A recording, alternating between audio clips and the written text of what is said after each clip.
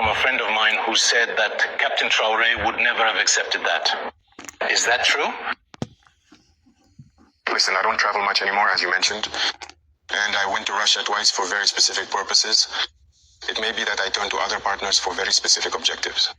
Other than that, I don't plan to travel around the world like others do. Because for me, you have to stay focused and work for your country. President Trump himself said, America first. It's America first. He works for the interests of Americans. So I work for the interests of Burkina Faso. If I have no interest there, what would I go there for? So one of the major current geopolitical issues is, of course, the Israeli-Palestinian conflict. We see states taking a stronger and stronger stance. We've seen Western European states, to name them, say that they will recognize. And that's a strong signal, the Palestinian state. But as usual, Africa is almost silent.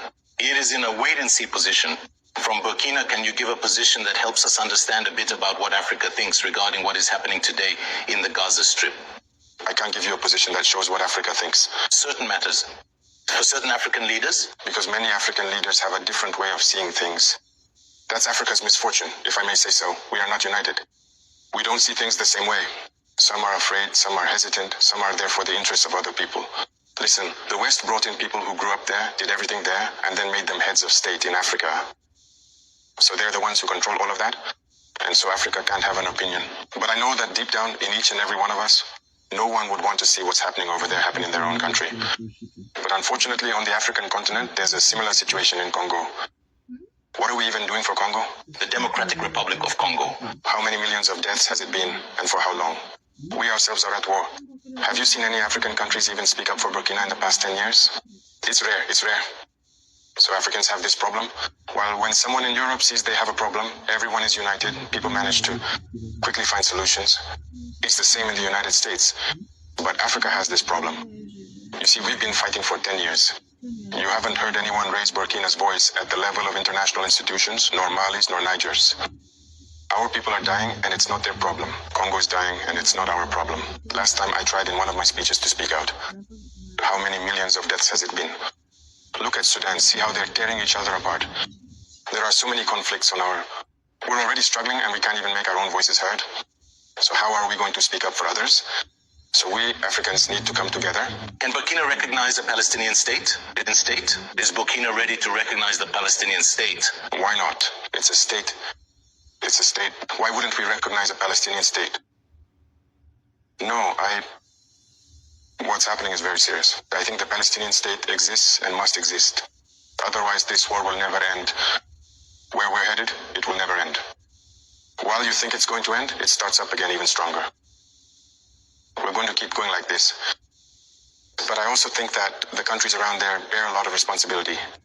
Because it's their region, and people must be able to have a say in finding a solution to this conflict. That's it. And as for us, we keep fighting here. The Burkinabe state must endure. That's what's most important. And we're fighting to establish the Burkinabe state. There you go, Mr. President. We have now reached the end of these 90 minutes facing the press. Thank you for your availability, and thank you for this wonderful opportunity given to both the national and international press. But before we part ways, Mr. President, do you have a special and important message for the wonderful people of Burkina Faso as the significant third anniversary of your rise to the highest office in the nation rapidly approaches? To the people of Burkina Faso, it's been 3 years that we've been here and moving forward together. First, I have words of thanks, heartfelt thanks, because the people have remained focused on listening to the message we've conveyed. Because one of the most important tools we've used is also communication.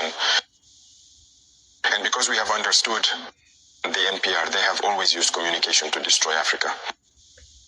Because all the conflicts that are happening are manipulations. They are manipulations. Look, let me take the case of Sudan again. Two groups are being manipulated by powerful interests. Shouldn't we at some point talk to each other, sit down, and make use of our resources together? Are we going to provide for our people, or are we going to keep tearing each other apart? Everything that has happened, like the assassination of political leaders in Africa, the wars and all that, it was through manipulated communication, and communication is very important. And in this regard, the Burkinabe people have been focused on understanding the message.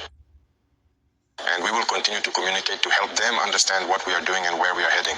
And that is the most important thing. Secondly, I also thank God who has allowed us, despite the war, to take action and communicate about these actions so that the people understand that a better tomorrow is possible. Hope is allowed. And as long as people hold on to that hope, we will reach the point we are aiming for. And the last thing is this current security situation. To reassure you that the war will end in Burkina Faso, we will live in peace, we will make use of our resources, and we will develop ourselves. That is a certainty.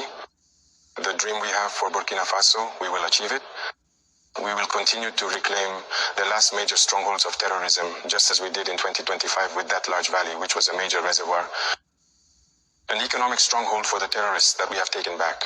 And there are several other places where their terrorist activities continue, supplying them and everything. We will reclaim all these areas, and there is reason to hope.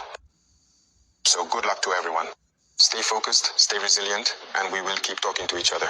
That's the most important thing. Once we talk to each other, we understand each other, and we move forward. Thank you. Thank you, Mr. President. So that will be the closing word.